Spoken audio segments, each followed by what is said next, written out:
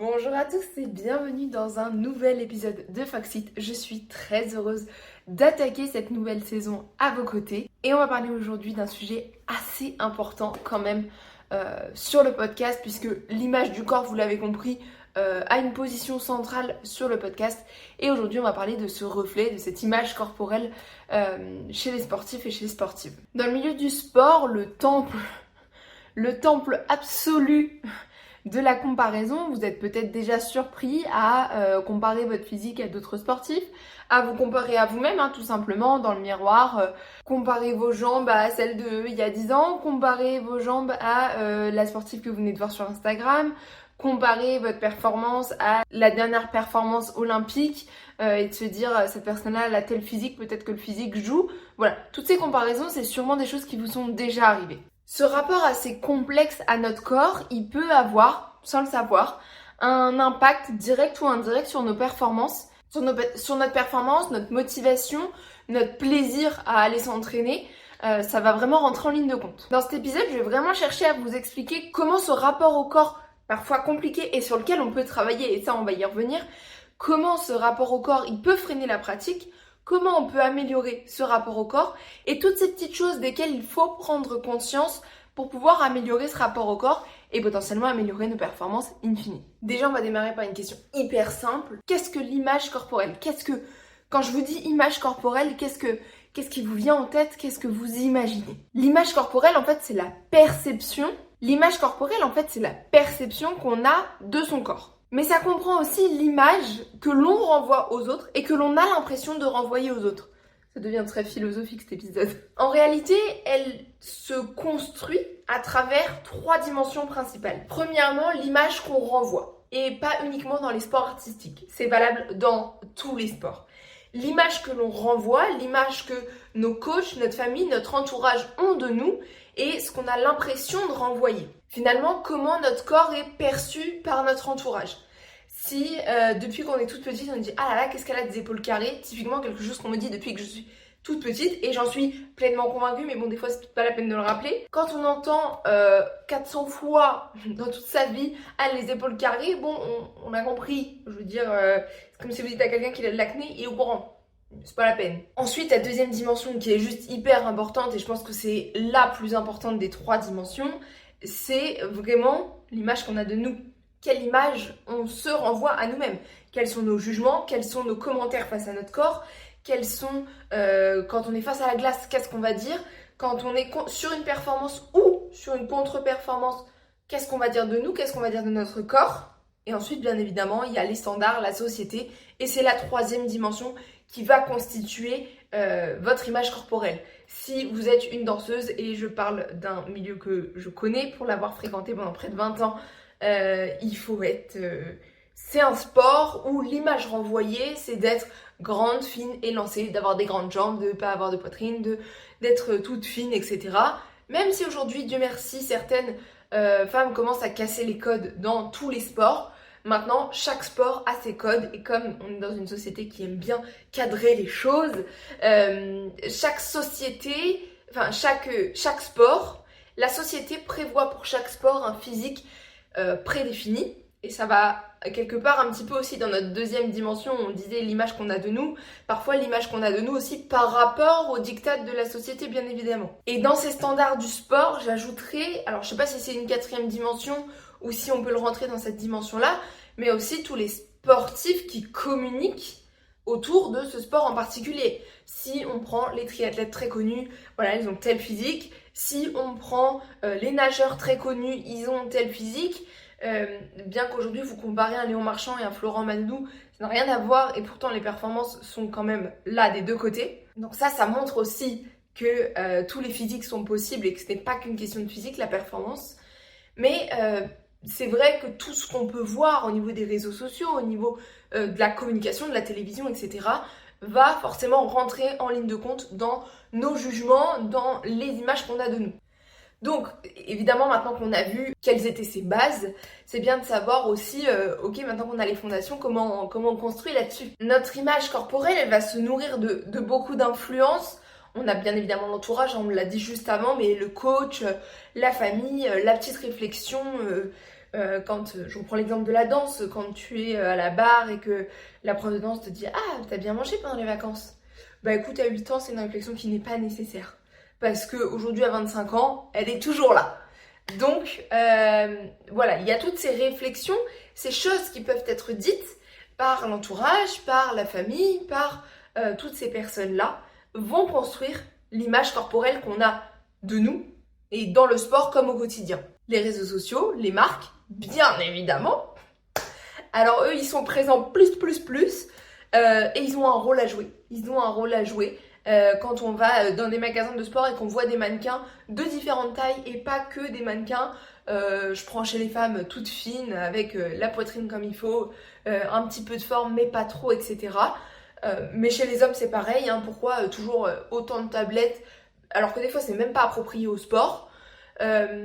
Donc les marques et les réseaux sociaux ont une énorme place à jouer.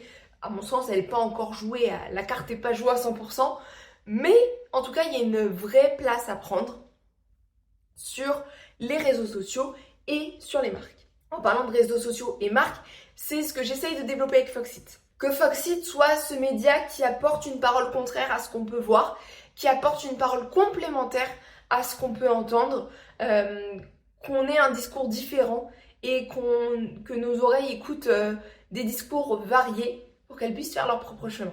Et bien évidemment, elle se construit sur nos pensées du quotidien, comment on fait évoluer notre image corporelle, comment on fait évoluer tout ce qu'on pense de nous. Est-ce que le jour où on a fait une contre-perf, c'est juste parce qu'on a perdu 2 kilos? Est-ce que le jour où on a fait une contre-perf, c'est juste parce qu'on a 2 kilos de plus que le poids de forme? Pas forcément. Là, on parle beaucoup de poids parce que c'est ce qui compte très souvent dans l'image corporelle. Et à ce sujet, j'ai une anecdote. En mars 2025, mars de cette année, j'ai fait un 10 km. J'ai vu la photo du photographe. Et là, je me suis dit, ah ouais, chaud. Donc, pour ceux qui regardent sur YouTube, vous avez l'image. Sinon, pour ceux qui écoutent en podcast, on est sur une photo où on n'est pas sur la femme la plus athlétique, on va dire.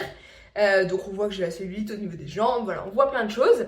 Et j'en avais fait un post sur Instagram en disant, en fait, ce qu'on voit là, c'est une femme qui est 4 kilos au-dessus de son poids de forme. Je crois que c'était ça, j'étais 4 kilos au-dessus de mon poids de forme. Et en fait, j'ai fait mon RP sur 10 km.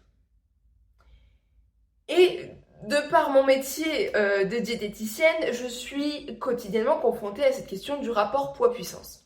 Et en fait, ce que j'ai voulu expliquer par ce post, c'est que le rapport poids-puissance, il fait pas tout. Là, je faisais 4 kilos de plus que mon poids de forme et j'étais la plus lourde que je n'ai jamais été de toute ma vie. Ok, très bien. Et en même temps, j'ai jamais couru aussi vite que ce que j'ai couru là. Donc, l'entraînement a payé. Donc, la prépa a payé. Donc, ce que j'ai fait a été efficace. Et en fait, ça m'a permis... J'ai eu un premier coup quand j'ai vu la photo de me dire « Ah ouais, chaud ». Et j'ai eu un deuxième coup de me dire « En fait, ça me fait réaliser à quel point, ouais, là, je me sentais mal dans ce corps-là et j'étais pas à mon poids de forme. Mais en même temps, j'ai réalisé la perf que je voulais. » Et en fait, c'est en vous le racontant, je suis en train de me dire... À aucun moment, j'ai eu la réflexion de me dire et ben maintenant, j'ai plus qu'à perdre du poids pour aller plus vite. En fait, moi, ce que je me suis dit, c'est le plan d'entraînement a fonctionné. J'ai fait un plan campus pour ceux qui ne savent pas. Le plan d'entraînement a fonctionné. Je l'ai suivi du début à la fin. Et j'étais extrêmement fatiguée. Donc pour moi, le levier, il est la fatigue.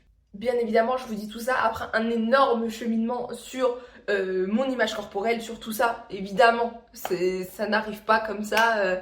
Salut, je vais vous faire un épisode, je vais vous raconter tout ce qui a changé. Bien évidemment que non. Mais par contre, cet énorme cheminement a aussi changé l'image que j'ai de moi. Et maintenant, je vais vous donner 4 solutions concrètes, telles un plan d'action pour améliorer l'image que vous avez de vous, à la fois dans le sport, mais ça fonctionne aussi très très bien au quotidien. Premièrement, l'exercice du miroir. C'est un exercice qui est assez connu, c'est un exercice relativement simple sur le papier. Dans la réalité, c'est pas toujours simple, mais c'est un exercice assez simple. Le matin, quand vous êtes en train de vous habiller, vous êtes face à un miroir très souvent. Il est possible qu'on évite le miroir, mais là on va faire l'exercice de se mettre devant le miroir et de trouver, alors ça peut être le matin ou le soir, et de trouver une affirmation positive que votre corps a réalisée aujourd'hui. Ça peut être, si vous faites ça le soir par exemple, ça peut être de dire, aujourd'hui mon corps m'a permis de faire ma séance d'entraînement du début à la fin. Ça peut être, aujourd'hui mon corps il m'a permis de réaliser telle ou telle chose. Aujourd'hui, je suis fière de mon corps parce que on n'a pas du tout pris les ascenseurs, on a pris que l'escalier. Et PS, je le fais pas forcément pour perdre du poids, je peux aussi le faire pour ma santé cardiovasculaire. On n'oublie pas. Bref, trouvez une affirmation positive pour votre corps, même petite, mais tous les jours. Ensuite, un deuxième exercice que j'adore donner en consultation et je l'ai renommé l'exercice de la meilleure amie. Oui, je me suis pas foulée sur le titre, je vous l'accorde. Imaginez, vous savez cette petite voix là que vous avez au-dessus qui vous dit si tu perdais 2 kilos, tu serais peut-être plus performante. Voilà. Celle-là, vous allez l'éduquer un petit peu et elle va devenir votre meilleure amie, mais au-dessus de vous. Et quand vous êtes devant la glace et que vous vous dites j'ai un petit peu de gras ici, ou hop, petite voix, tu dirais ça à ta meilleure amie? Est-ce que tu lui dirais vraiment t'as un peu de gras là? Non, parce qu'en fait, on est les pires avec nous-mêmes. On est les pires avec nous-mêmes. Vraiment, on est des personnes horribles avec nous-mêmes. Notre meilleure amie, on serait là à la prendre par la main, à dire qu'est-ce que je peux faire pour que tu te sentes mieux dans ton corps, etc. Et pourquoi on se dit pas ça à nous? Parce qu'on est les pires. Un exercice suivant à réaliser qui va se passer sur votre téléphone et plus précisément sur vos réseaux sociaux. Quand vous voyez un contenu et que vous retrouvez à zoomer sur le corps, que vous retrouvez à dire je serais bien si j'étais comme ça, je pourrais profiter de mon été si j'étais sapée comme ça, ou si j'avais ce corps-là. Ça, on pourrait en reparler. Est-ce qu'on profite vraiment d'un été ou d'une saison en fonction de son corps? Ça rentre aussi dans l'image corporelle. Bref, je m'éparpille. Tous ces comptes, on se désabonne. Tous les comptes qui sont source de culpabilité, on se désabonne. On a suffisamment de culpabilité au quotidien avec toutes les pubs omniprésentes dans notre quotidien. On n'a pas besoin d'aller s'en rajouter. Donc, plutôt que d'aller volontairement s'abonner à quelque chose qui nous fait culpabiliser, on se désabonne. Ça me fait penser à la dernière fois à ma mère qui me dit mais t'as vu la publication de tel compte? Je ne vais pas citer le compte, parce que si elle me culpabilise, elle y est pour rien, la pauvre personne. Je lui dis non, j'ai pas vu. Elle me dit ouais, t'es pas abonné? Je dis non, mais moi ça me culpabilise d'être abonnée à des gens comme ça. Et voilà. Et du coup, je n'étais pas abonnée. Donc j'ai été voir la photo en question dont elle m'a parlé. Mais c'est tout. Je me suis pas réabonnée. Et enfin, un dernier point hyper important qui reprend mon anecdote sur le 10 km. Focus sur la performance. Focus uniquement sur la performance, vos sensations. Est-ce que maintenant quand je vais courir, je me sens mieux? Est-ce que mon objectif ce serait pas là je suis essoufflée quand je suis au 2e étage, il faudrait que j'arrive à monter les 2 étages sans être essoufflée. C'est aussi un moyen de progression. C'est aussi un outil de mesure de votre progression, vos ressentis. Et il n'y a pas que un poids sur la balance ou des centimètres de tour de taille et de tour de cuisse qui seront vos outils de progression. Donc vous l'avez compris, l'image corporelle, elle est omniprésente dans la pratique sportive comme au quotidien. Je vous ai cité à la fois des exemples du quotidien, à la fois des exemples sportifs. L'idée, c'est qu'elle ne soit pas un frein à votre pratique et qu'elle ne soit pas la motivation de contrainte. C'est pas très français, mais je sais pas si vous voyez ce que je veux dire, mais que ça motive cette contrainte du il faut faire du sport, il faut que j'aille m'entraîner. Vous n'allez pas vous entraîner que pour votre image corporelle. Ou alors c'est que le sport, c'est pas le bon. Vous devez aller vous entraîner pour au moins de temps en temps un petit peu de plaisir. Je dis pas que vous allez kiffer à chaque fois que vous allez aller vous entraîner parce que c'est pas du kiff à 100%, mais il faut quand même que de temps en temps il y ait un petit moment de plaisir et de se dire ça me fait plaisir d'aller à ce cours de danse, ça me fait plaisir d'aller à l'entraînement, ça me fait plaisir d'aller au cours de tennis et que ce soit pas que de toute façon, il faut que je fasse du sport, donc de toute façon, il faut que j'y aille. Non, ça, c'est que le calcul, il est pas bon. Donc, petit à petit, avec les 4 exercices que je vous ai donnés, je vous invite à travailler sur votre image corporelle. Ça ne se fait pas du jour au lendemain. Des fois, il faudra des mois, des fois, il faudra des années.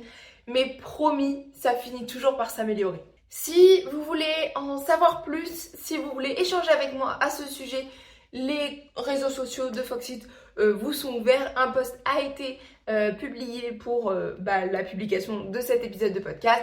Il y a aussi un article sur le blog. L'épisode est dispo sur toutes les plateformes d'écoute et sur YouTube. Donc on peut aussi se retrouver dans les commentaires. C'est un plaisir pour moi de partager avec vous et d'échanger avec vous. Si vous avez des sujets qui vous intéresseraient, que vous aimeriez qu'ils soient traités, n'hésitez pas à me le dire dans les commentaires ou en DM. C'est avec grand plaisir que j'échangerai avec vous. Et puis je vous dis à dans 2 semaines pour un nouvel épisode.